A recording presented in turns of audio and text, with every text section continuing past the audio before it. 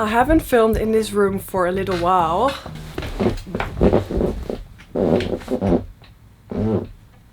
Very squeaky. So this is my childhood bedroom here in the Netherlands, and I haven't been here for 6 months. One of the reasons is that I spent majority of the time in Australia, in Melbourne. It's such a creative playground. I love living there. I'm 24 now and I wanted something different. Did I take it a little bit too far?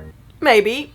But it's been such an awesome journey. I met so many cool creatives, done really awesome projects, and I feel like I've only touched the tip of the iceberg. So there's much more to come. But now I am home for Christmas with my family, and when I landed, which is 5 days ago, hence why I might sound a little bit clogged.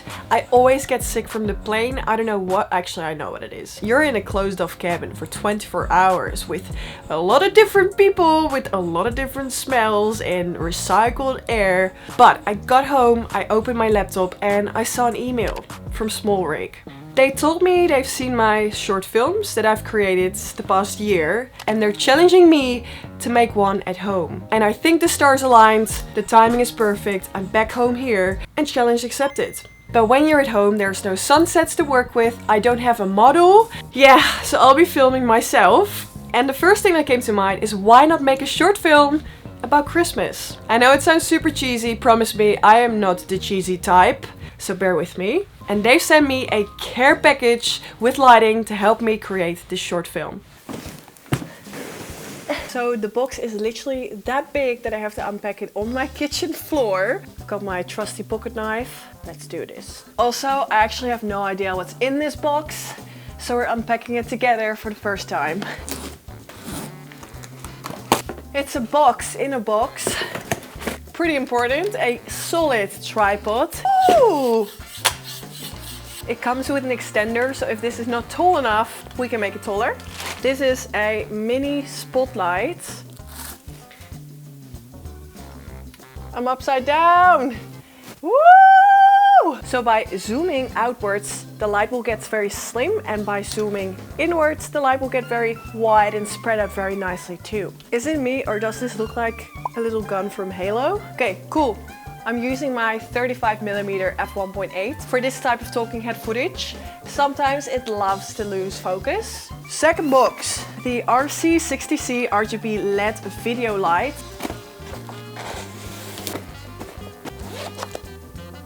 So it's a 60 watts light. We've also got a mini LED video light, the RM25C. So the light tablet is magnetic with a little softbox.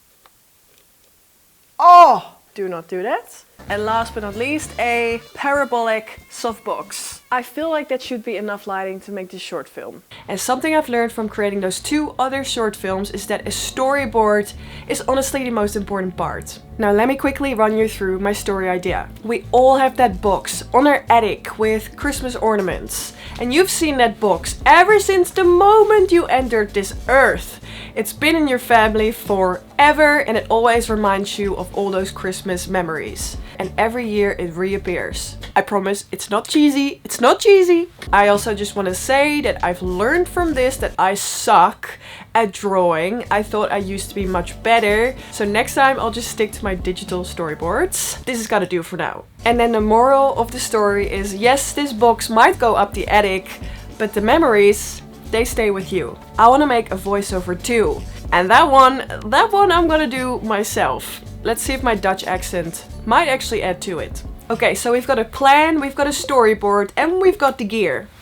Let's get into it. So for the first shot, I want to be looking up at the attic. And to create a bit of drama, I'm lighting up my face from the side. And to soften up the light a little bit, I added the parabolic softbox. A lot of movies actually do that when there's a heated argument or a mysterious character. Same with Peaky Blinders and a bunch of other movies. So that's what I took inspiration from. For the next shot, I'm capturing myself going up and down the stairs with different pairs of socks. Getting those Christmas ornaments year in, year out. And for this shot, I thought it'd be cool to light it up from the front, so having the light go through the stairway. We have a very interesting way of opening our attic with a screwdriver. So I filmed this as well, a nice close-up shot. Now the next phrase is, sometimes I can't find it and sometimes I know exactly where I left it 12 months ago. Now our attic is quite long and I really want to make use of that depth. Honestly, I always thought this was the most scary part about my house, but here I am willingly shooting a short film. So please leave a like on this video, because if I don't make it back in one piece,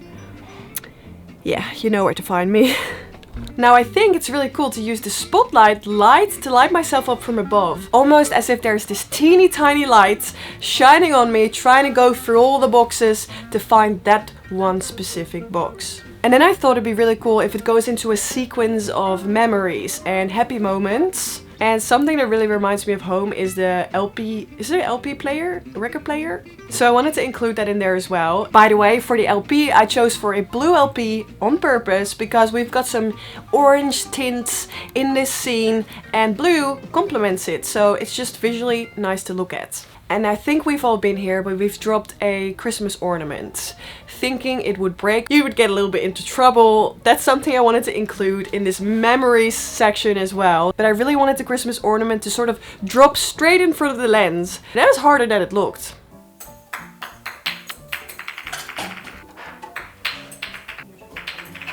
So my dad actually came with the genius idea to put salt in the Christmas ornament, and bam! It dropped like a rock. It was not going anywhere, and I'm very happy with this shot. Now for this Christmas ornament shot, I used the spotlight again, sort of to create a crime scene. And since the tripod is so high and long, I can easily get an overhead light over my subject. So yeah. This is Bubble, my cat, and she doesn't really like to get picked up, but that's why we hid a piece of chicken underneath the little Christmas ornament. So then a nice ending to the short film could be this. So when it's all packed away again, the box goes back to the attic, but the memories don't. And there's no place like home. Oh no, actually I don't like that sentence. Okay, let's scrap the last sentence and leave it at, but the memories don't. I think that just hits the spot. So the ending shot is me looking at the attic with a little bit of a smile and walking away with nice memories up here. Now the RM25C, the little RGB light tablet, was not necessarily a main character in all of my shots. It just added that nice colorful glow, which also made it really fun to color grade all of the footage. Now I edit in DaVinci Studio. Yes, it is the paid version. You don't need the paid version, but there's a plugin in there called Film Look Creator. This is by DaVinci itself. I drag this onto my node and I can adjust the grain, halation, and even film emulations. So that's what I added on my short film too. Now for music, I jumped on Epidemic Sound, found a good song that's not too sentimental, but still sort of hits you in the feels. And then for the voiceover, that one took me a couple times. Sometimes I can't find it, and sometimes I know exactly where I left it 12 months ago. And the memories, and the endless amounts of memories. That should do it. Now I'm very excited to show you the end results. Every single year it shows up again.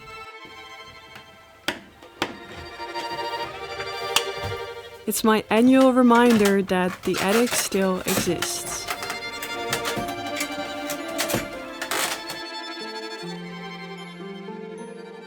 Sometimes I can't find it, and sometimes I know exactly where I left it 12 months ago. Every time I open it, time opens with it, and all those memories unpack.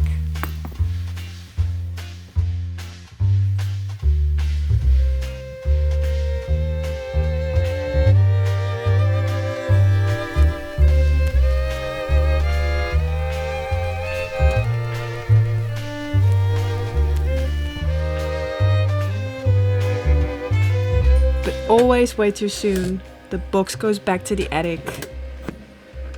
But the memories, they don't.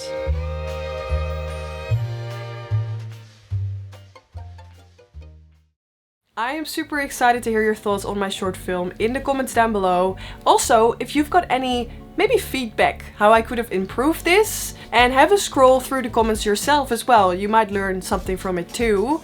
Just so you have an idea, all of the filming took me about 6 hours. The editing of the short film, I think 3 hours, which is honestly not too bad, but I just had a really clear vision, so then it's pretty easy to chop up and put together. And then the YouTube video you're watching right now, that one took me about 3 days.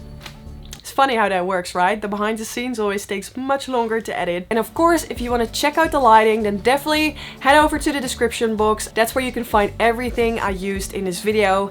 And of course also a big thank you to Smallrick for challenging me, because I had a lot of fun. Now, I really hope you enjoyed watching this video, and I also hope to see you at my next one. Okay, bye bye! Doei!